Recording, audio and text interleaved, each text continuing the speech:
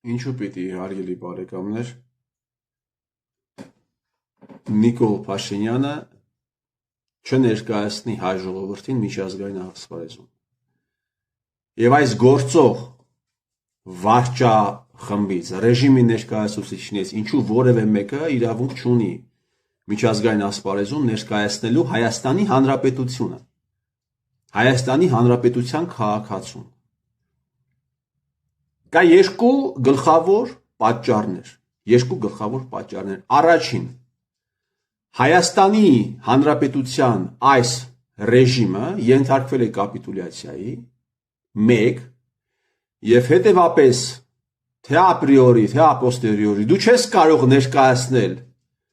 Հայաստանը միջազգային ասպարեզում, առավել եւս Ադրբեջանի հետ բանակցություններում, սա հոգեբանական լրջագույն խնդիր է քո մոտ առաջացնում, սա մեկ։ Եվ երկրորդ, Հայաստանի Հանրապետության գործող ռեժիմի պարագլուխների նկատմամբ, իսկ ռեժիմ ասելով ես դուք վստահ եմ գիտեք ես ում նկատի ունեմ, չմանրամասնեմ այլևս, Ադրբեջանի ղեկավարությունը այս մարդկանց նկատմամբ ունի հսկայական կոմպրոմատներ եւ սա եւս մեկ այլ կողմից թույլ չի տալիս, որպեսզի այս մարդիկ, այս խմբերի ներկայացուցիչները հայ ժողովրդին ներկայացնեն միջազգային ասպարեզում։ Այսինքն մի իրավիճակ է ստեղծվել, որ նա ինչ ասի, սրանք պիտի լսեն։ Նա ինչ դիրքով սրանց կդնի, ինչ ուզի կասի, ինչպես ուզի կխոսեցնի։ Եվ այս իմ ասածը եւս մեկ անգամ ցույց տվեց ՄԱԿ Գերասամբլեայի վերջին նստաշրջանը, որտեղ ելույթ ունեցավ Ադրբեջանի ղեկավարը, մեկ օր անց ելույթ ունեցավ Հայաստանի Հանրապետության ֆորմալ ղեկավարը, 16-րդ վարչապետը։ Սամոդուր Պադոնոկը։ Ադրբեջանի ղեկավարը 17-18 րոպեանոց իր ելույթում 7-8 անգամ օգտագործեց օկուպացիա տերմինը։ Ադրբեջանի ղեկավարը 17-18 րոպեանոց ելույթում խոսեց այն հանցագործությունների մասին, որ տեղի են ունեցել տասնամյակներով Հայաստանի Հանրապետության կողմից, թե ինչպես են ռմբակոծվել բնակելի թաղամասերը, եւ նաեւ հավելեց, որ Ադրբեջանը мիշտ, ես ուզում եմ կարդալ, в 2020 году после 30-летнего периода неэффективных переговоров Азербайджан был вынужден воспользоваться законным правом на самооборону согласно статье 51 ООН. Во время войны Армения обстреливала наши населенные пункты и города, применяя при этом баллистические ракеты, кассетные боеприпасы, более 100 невинных гражданских лиц погибло. Азербайджан вел войну, соблюдая принципы международного гуманитарного права. 10 ноября 2020 года Армения капитулировала, и Азербайджан восстановил территориальную целостность. Այսպիսի տեքստ է ասում Ադրբեջանի ղեկավարը եւ նաեւ շարունակում է, որ Ադրբեջանը ստացել է օգոստոսի 8-ի պայմանավորվածություններով, թեպետ մինչեւ այդ էլ այդ պայմանավորվածությունը կար, անխոչնդոտ ճանապարհ դեպի Զանգեզուր, Զանգեզուրի անխոչնդոտ ճանապարհ դեպի Նախիջևան, Զանգեզուրի միջանցքի միջոցով։ Եվ այսպիսի բաներից հետո, մեղադրանքներից հետո, եւ նաեւ արտարացումներից հետո Ադրբեջանի ղեկավարը ասում է, մենք միջազգային իրավունքի հումանիտար իրավունքի նորմերը պահպանելով ենք վարել պատերազմը, հետաքրքիր կլիներ ունենայինք ղեկավար, ով կհարցնի, երբ դու գերիներին ռմբաբաներ անում, գնդակահարում էիր տականք, այդ քո զինվորները գերիներին էին գնդակահարում, այդ որ միջազգային իրավունքի նորմերով է դա պայմանավորված։ Ասեք իմանան, կարող է բան է փոխվել։ Բայց երկրի ղեկավար պիտի ունենաս, որպեսզի այսպիսի բաներ ասի, որ կարողանա այդպիսի բաներ ասել։ Չունենք մենք այդպիսի ղեկավար։ Ունենք մի ղեկավար, ով լսել էր միայն Զանգեզուրի միջանցք տերմինը եւ էսե որյորդ օրն է իր մանկլավիկների միջոցով հակադարձում է Ադրբեջանի ղեկավարին, դիպրև թե մենք Զանգեզուրի միջանցքի վերաբերյալ որևէ պայմանավորվածության չենք եկել, վաղը մյուս օրը կարող է Ադրբեջանի ղեկավարը այլևս Զանգեզուրի միջանցք չասի եւ դա ներկայացնի, տեսեք հաղթեցինք, էլ չի ասում Զանգեզուրի միջանցք, այստեղ էականը անխոչնդոտ ճանապարհն է, Դրա անունը ուզում ես դիր անխոչնդոտ ճանապարհ, ուզում ես անխոչնդոտ կացան, անխոչնդոտ արահետ, անխոչնդոտ անցք, անխոչնդոտ միջանցք, էությունը չի փոխվում։ Հարգելի լրագրողներ, հարգելի բլոգերներ, վերլուծաբաններ, էությունը չի փոխվում։ Այս տեքստով Ադրբեջանի ղեկավարը եւս մեկ անգամ ցույց է տալիս, թե մենք ինչքան հիվանդագին հարաբերությունների մեջ ենք եւ բովանդակային թեմաները թողնում ենք, ընկնում ենք բացարձակապես ֆորմալ հարցերի ետևից։ Բացարձակապես ֆորմալ հարցերի ետևից, հարգելի բարեկամներ։ Բացարձակապես։ Շատ բաներ այն ինչ ասել է, միգուցե կարողանա նաեւ հիմնավորել, ես վատ բան եմ ասում։ Այն ինչ այս անձնավորությունը 80-րդ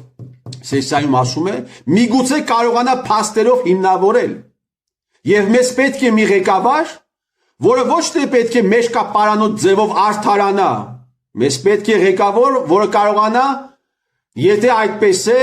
ինքն էլ ներկայացնի Ադրբեջանի իրականացրած հանցագործությունները։ Մեզ այդպիսի ղեկավար է պետք։ Մեզ պետք չէ ուռապատրիոտ, որ դուրս գա, ասի, այդ այն շատ բաներ ինչ ինքը ասում է, ապացուցված է փաստերով։ Մեզ էլ պետք է մի ղեկավար, որը կարողանա այնպիսի բաներ ասել, որի տակը մենք էլ մեր փաստարկներ եւ փաստեր ունենք, բայց այդպիսի մեկը չկա, որովհետեւ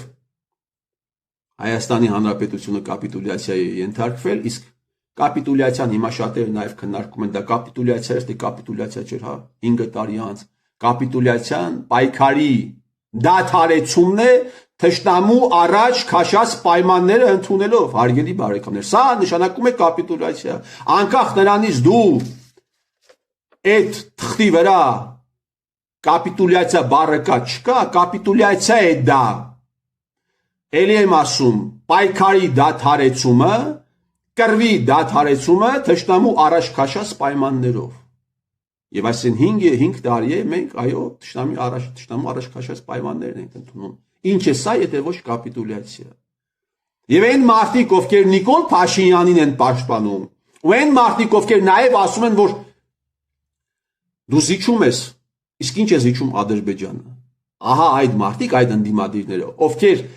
ենթագիտակցական մակարդակում դեռ սպասում են, որ Ադրբեջանը պիտի մեզ ինչ-որ բան զիջի, նրանք ըստ էության Նիկոլ Փաշինյանին պաշտպանում են, որովհետև հաստատում են, թե իբր Նիկոլ Փաշինյանը կապիտուլյացիա չի ստորագրել։ Եթե մենք ընդունեինք, այսպիսի հիմարություններ դուրս չէինք տա։ Իսկ ինչու է սա այսպես։ Հիշում եք պատերազմի օրը 2020 թվականի սեպտեմբերի 27-ին Նիկոլ Փաշինյանը ասաց, եկեք պայմանավորվենք, ինչ էլ լինի, մենք պես պարտված չենք համարի։ Եվ ահա ինքը պայմանավորվել է։ Ինքը պայմանավորվել է, մենք պես պարտված չենք համարում, բայց մենք մեզ պարտված չհամարելով ավելի ենք վատթարացնում մեր վիճակը եւ ֆորատալիս Ադրբեջանին։ Այսպիսի բաներ, հարգելի բարեկամներ, այսպիսի պատմություններ եւ շատ ցավալի է, ելի եմ ասում, սա այս տեքստը, որը արտաբերեց Ալիևը, սա դեռ կես ողբերգություններ, ողջ ողբերգությունը հայաստանյան հասարակության ռեակցիաներ այս տեքստի վերաբերյալ։ Մենք լսել էինք միայն կորիդորը։ Միջայց որպես հավելում նաև ասեմ, որ մասնագիտական որևէ միջազգային հարաբերություններին, քաղաքագիտությանը, աշխարհագրությանը վերաբերող որևէ սլավարում, ասենք նույնիսկ բան, ասենք սլավար ինաստրան օտար բարերի սլավարում դուք չեք գտնի կորիդոր տերմինը այն համատեքստում, ինչով հիմա շրջանառվում է։ Դուք կարող եք գտնել այդ տերմինը որպես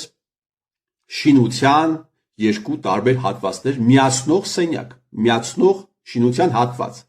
որ շինարարական, բայց որպես միջազգային հարաբերություններին, միջազգային քաղաքականությանը վերաբերող դուք չեք գտնի, որովհետև չկա, այդպիսի դեֆինիցիա չկա, հարգելի բարեկամներ, որ վերցնեք, ասեք, ահա սա է սահմանումը։ Եվ շատ ընդհանուր ձևով հիմա երբ ասում են կորիդոր, նկատի ունեն ընդհանրապես մի բան։ որ այդ հատվածի վրա երկու տարբեր հատվածներ կապող մի ճանապարհ է, որի վրա որոշակի իրավազորության որոշակի խախտում կա։ Իսկ Հայաստանի Հանրապետության իրավազորությունը այդ ճանապարհի վրա խախտված պիտի լինի, որովհետև գրված է ճանապարհը պետք է լինի անխոչնդոտ ու դեռ վերահսկողություններ պիտի իրականացնեն շատ կկասկածեմ, եթե ամբողջական վերահսկողություն այդ ճանապարհի վրա իրականացնեն Հայաստանի Հանրապետության պատկան մատեպ, ինչ Հայաստանի Հանրապետություն։ Սա կամաց վերահսկում է Հայաստանի թուրքական կամ Հայաստանի ադրբեջանական հանրապետության։ Լավ եղեք, եթե